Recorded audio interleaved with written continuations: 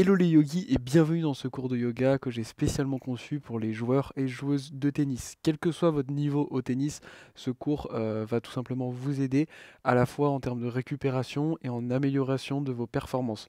Tout simplement parce qu'on va venir étirer certaines zones, notamment au niveau du bas du corps, qui vont vous aider à mieux récupérer. Également, on va gagner en mobilité, ce qui vous aidera notamment au niveau du jeu de jambes, etc. dans votre pratique du tennis. Au niveau du haut du corps, on va travailler pas mal aussi tout le côté au niveau du haut du corps, la mobilité aussi au niveau de l'épaule, ce qui vous aidera pour les différentes frappes au niveau du tennis. Ce cours, je vous invite à le faire régulièrement si vous faites du tennis au moins une fois par semaine à des heures éloignées tout simplement de votre pratique de tennis ou sur un autre jour que votre pratique de tennis. Ok. On va pouvoir débuter si c'est la première fois que vous faites du yoga, surtout. Prenez votre temps. Si jamais il y a un truc qui n'est pas clair, n'hésitez pas à revoir un passage de la vidéo. Mais de toute façon, je vais garder quelque chose de relativement simple pour que ce soit accessible à tous et à toutes. On va pouvoir directement commencer sur le tapis. Il y a juste besoin d'un tapis. On va se placer dans une position qu'on appelle position de la table. Donc avec les épaules qui sont au-dessus des mains. D'ici, ce qu'on va venir faire, c'est reculer les genoux, avancer les mains et on va venir sur la paume de main. D'ici, on va ramener la poitrine en direction du sol, garder le regard entre les mains. Vous allez sentir ici que ça commence à travailler un petit peu au niveau des épaules. Si ça tire beaucoup, vous pouvez rester là. Si vous sentez que vous avez encore de la marge, ce que vous pouvez faire, c'est venir sur le bout des doigts de la main droite, sur le bout des doigts de la main gauche, et venir ramener le menton en contact avec le sol et garder le regard entre les mains. Sentez également le dos qui s'allonge ici. On va rester quelques respirations. Au yoga, on respire toujours par le nez. Prenez des grandes inspires par le nez, des grandes expires par le nez. Vous pouvez aussi poser le front au sol. Je ne vais pas le faire parce que sinon je vais écraser un peu au niveau du micro. Puis d'ici, toujours en gardant le regard entre les mains ou au niveau du sol, on va commencer à venir faire des petits rebonds en poussant dans le sol, ce qui va permettre de travailler notre mobilité au niveau de l'épaule. Surtout, allez-y tranquillement. On ne veut pas faire mal à l'épaule. On va ramener doucement de la mobilité. Encore 5, 4, 3, 2, 1, puis pour reposer les mains dans le sol si vous étiez sur le bout des doigts, glissez vers l'avant et redressez-vous. Venez déposer les fessiers sur les talons. Ramenez les mains de chaque côté, ici. Tendez jusqu'au bout des doigts, ok, ne fléchissez pas les bras, tendez. Ramenez les mains vers l'arrière, la poitrine vers l'avant, puis les mains vers l'avant, la poitrine vers l'arrière. Et on vient faire ça de manière dynamique, ce qui va permettre de ramener une bonne ouverture au niveau de la cage thoracique, ce qui va vous aider pour toutes vos frappes en fait au niveau du tennis. Et on continue comme ça. Encore 5, 4, 3, 2, 1, et on relâche. Ramenez maintenant les paumes de main vers l'avant, les mains vers le ciel. Ramenez les mains vers l'arrière, la poitrine vers l'avant. Les mains vers l'avant, la poitrine vers l'arrière. Et on fait ça de manière dynamique, pareil. Accélérez pas votre souffle, ok? Gardez une respiration longue et continue. C'est possible que ça craque un peu au niveau des épaules. Encore 5, 4, 3, 2, 1. Et on relâche. Super. Vous allez pouvoir venir déposer l'avant-bras gauche sur le tapis. Je vais me tourner pour que vous me voyez bien. Et venez déposer votre genou gauche sur l'avant-bras. Puis bougez le genou tout le long de l'avant-bras. Vous allez voir que votre main naturellement va venir s'ouvrir, se fermer, s'ouvrir, se fermer. Pourquoi on fait ça? Ça nous permet de détendre toutes les tensions qu'on a dans l'avant-bras, détendre les tensions qu'on a au niveau du poignet et qu'on peut avoir également au niveau du coude. Ça va aider à prévenir les tendinites qui peuvent arriver quand on fait du tennis. Et si vous avez une tendinite, ça va aider à la soulager. Alors encore 5, 4, 3, 2, 1. Relâchez, on fait pareil de l'autre côté. Paume de main vers le ciel et on vient masser.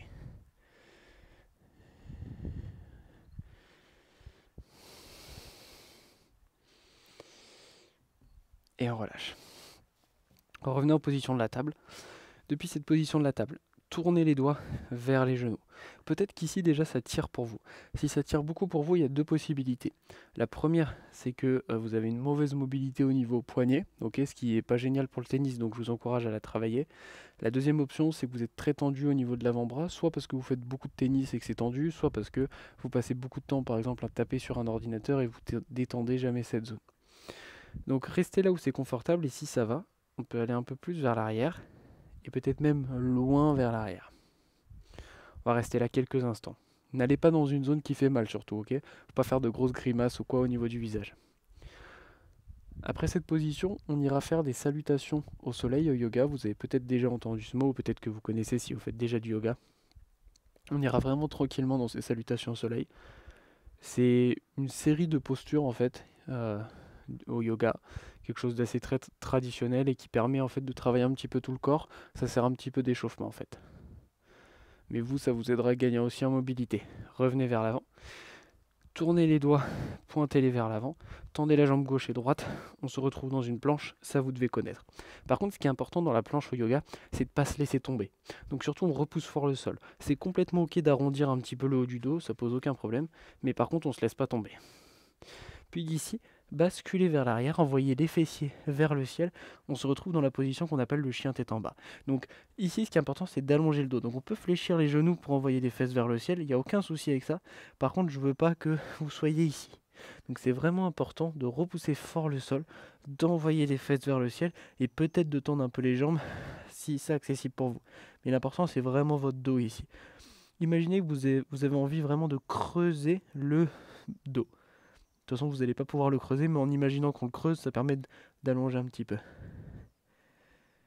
Puis regardez entre les mains, fléchissez les genoux, et on va venir faire un petit saut pour arriver à l'avant du tapis. Inspirez, mettez les mains sur les tibias, regardez devant vous, allongez le dos, vraiment poussez les tibias vers l'arrière et imaginez que je tire votre tête vers l'avant.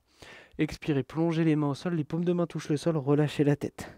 Il faut que les mains touchent le sol, donc s'il y a besoin, on fléchit beaucoup les genoux. Puis tout doucement, on va venir dérouler le dos, vertèbre après vertèbre, la tête en dernier. Ok, on est parti, on va faire une salutation A, une salutation B. Je vais le faire à un niveau relativement facile, tranquille. Si jamais vous avez l'habitude, vous pouvez faire quelque chose de plus avancé, plus difficile, si vous avez l'habitude de suivre mes cours qui sont plus avancés. Ok. Ramenez les mains le long du corps, inspirez, levez les mains vers le ciel, connectez les paumes de main ensemble, regardez entre les mains. Expirez, plongez les mains au sol. De nouveau, les paumes de main bien ancrées au sol. On peut fléchir les genoux s'il y a besoin, relâchez la tête. Inspirez, main sur les tibias, allongez le dos. Expirez, main au sol, sautez dans une planche, basculez vers l'avant, loin les épaules, descendez. Chaturanga comme une pompe. Inspirez, déposez le dessus des pieds sur le tapis. Chien tête en haut, les épaules roulent vers l'arrière, les cuisses ne touchent pas le sol. Expirez, rentrez le nombril et venez dans un chien tête en bas.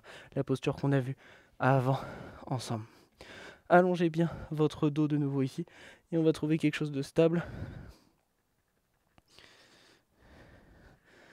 On est là pour 5, 4, 3, 2, 1. Regardez entre les mains, fléchissez les genoux, sautez ou marchez à l'avant. Inspirez, main sur les tibias, allongez le dos. Expirez, plongez les mains au sol. Inspirez, levez les mains vers le ciel, connectez les paumes de main ensemble. Expirez, relâchez les mains le long du corps. C'était une salutation A. On va faire maintenant une salutation B. Inspirez, fléchissez les genoux, basculez les mains vers l'arrière, puis levez les mains vers le ciel. On se retrouve dans la posture qu'on appelle Utkatasana, la position de la chaise. Expirez, plongez les mains au sol, relâchez la tête. Inspirez, main sur les tibias, allongez votre dos de nouveau. Expirez, main au sol, marchez ou sautez dans une planche, puis basculez vers l'avant, descendez de Chaturanga. Inspirez, chien tête en haut, les épaules vers l'arrière. Expirez, chien tête en bas. Cette fois, on ne reste pas dans le chien tête en bas. Inspirez, levez le pied droit, ramenez le genou vers le nez, déposez le pied droit entre les deux mains. Tournez le pied gauche à 45 degrés, il faut que le talon soit bien ancré dans le sol. D'accord? Le talon ne décolle pas, il est bien positionné.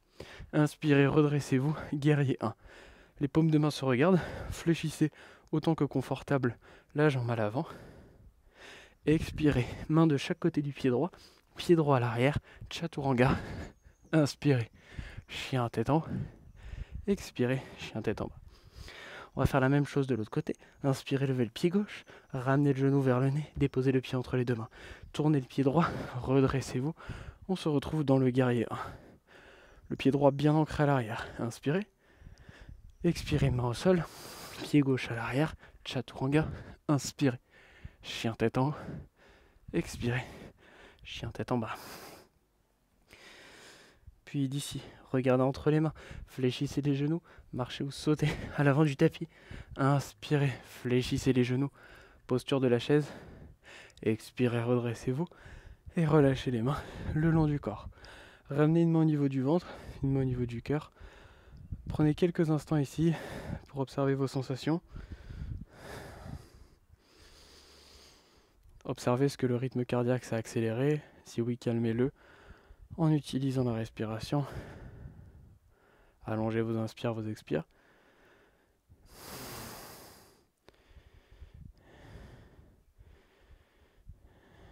Puis relâchez les mains le long du corps. On va pouvoir enchaîner maintenant avec notre partie flow du cours. Un flow, c'est tout simplement un enchaînement de plusieurs postures qu'on va faire d'un côté et après on fera de l'autre. Ça marche? Inspirez, levez les mains vers le ciel, connectez les mains. Expirez, plongez les mains au sol, relâchez la tête. Inspirez, main sur les tibias, allongez le dos. Expirez, main au sol, marchez ou sautez dans une planche et on fait le vinyasa, donc chaturanga. Inspirez, chien tête en haut. Expirez, chien tête en bas.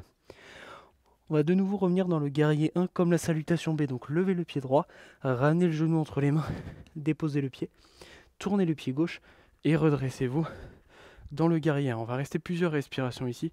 Donc à vous de trouver la bonne distance entre vos pieds. Les deux talons essayent d'être sur une même ligne. Fléchissez bien le genou à l'avant. Ok, crispez pas les épaules, relâchez les épaules. Les paumes de main se regardent. Si vous le souhaitez, vous pouvez connecter les paumes de main, mais souvent ça vient crisper les épaules, donc je préfère que vous relâchiez bien les épaules, que vous tendiez les doigts et que les paumes de main se regardent. Une dernière inspire. Une dernière expire, puis tournez le pied gauche à 90 degrés et allongez les deux bras. On se retrouve dans la position du guerrier 2. Continuez à bien fléchir le genou à l'avant. Essayez de regarder que vos deux talons soient à peu près sur une même ligne et regardez vers le majeur droit à l'avant.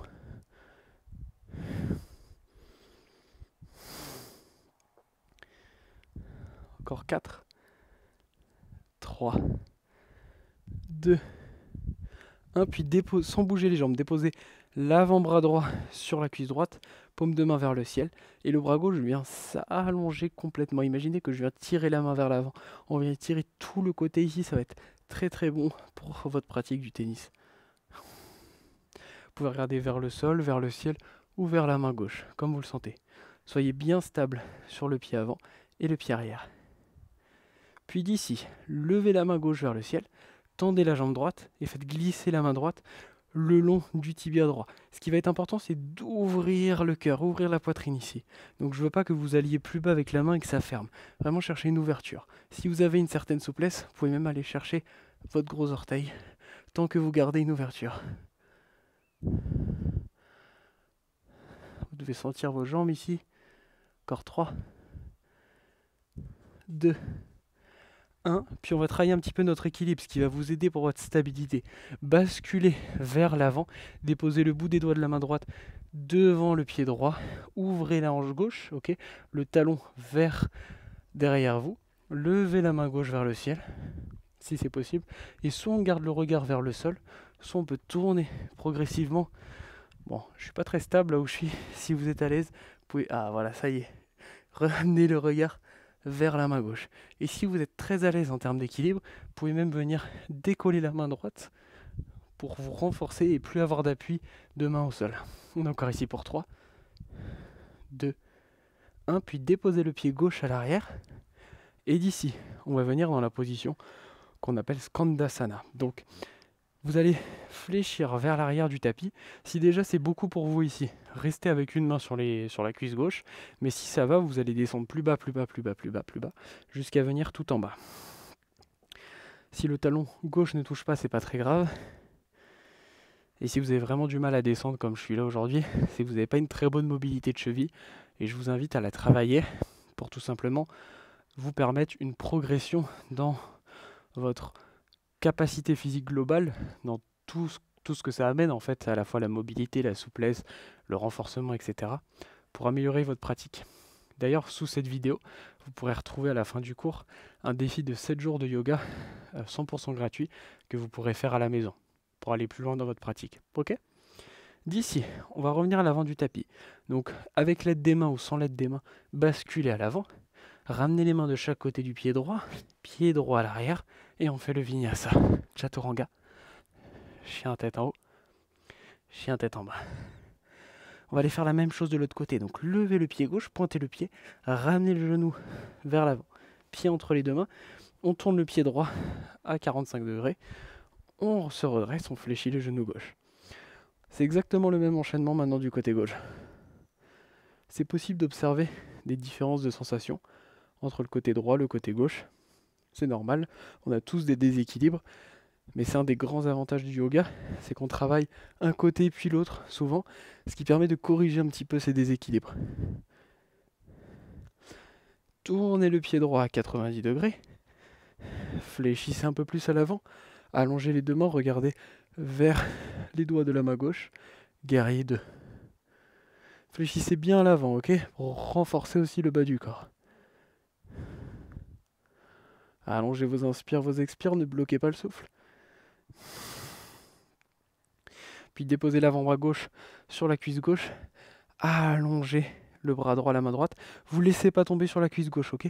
Repoussez pour créer une ouverture. Allongez bien la main droite. Imaginez que je viens tirer la main vers l'avant. Puis levez la main droite vers le ciel. Tendez la jambe gauche. Faites glisser la main gauche autant que c'est possible pour vous, tant que vous gardez une ouverture avec la main droite vers le ciel. Gardez le regard vers le sol si vous manquez un peu de stabilité. Sinon, regard vers le ciel.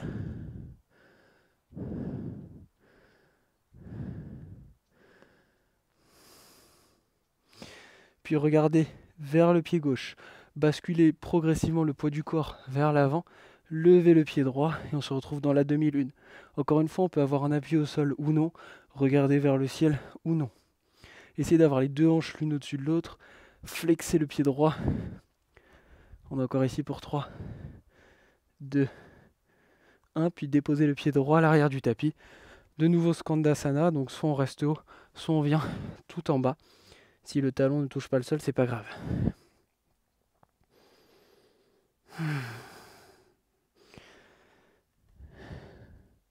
Souvent au yoga, quand on manque de souplesse et mobilité, beaucoup de postures sont difficiles. Et dès qu'on progresse en mobilité et souplesse, beaucoup de postures deviennent très faciles et ça devient plus du repos qu'autre chose.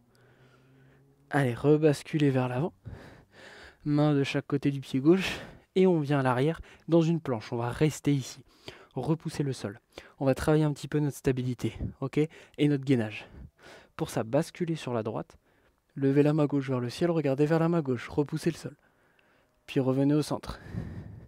Basculez sur la gauche. Levez la main droite vers le ciel, repoussez le sol. Revenez en planche. Basculez sur la droite. Levez la main vers le ciel. Levez les hanches vers le ciel. Revenez en planche. Basculez vers la gauche. Levez vers le ciel. Revenez en planche. Puis d'ici, fléchissez les genoux, regardez entre les mains. Sautez le plus lentement à l'avant du tapis. Et venez tout doucement vous asseoir, si possible, sans utiliser les mains. Connectez les deux paumes de pied ensemble. Basculez en position allongée. On se retrouve dans la position du papillon allongé, qu'on appelle Supta Baddha Konasana. En sanskrit, la langue du yoga. Ça veut tout simplement dire papillon allongé. Puis on va venir ramener des petits rebonds avec les genoux, comme si les genoux voulaient venir toucher le sol. Ça nous permet de travailler la souplesse de manière active.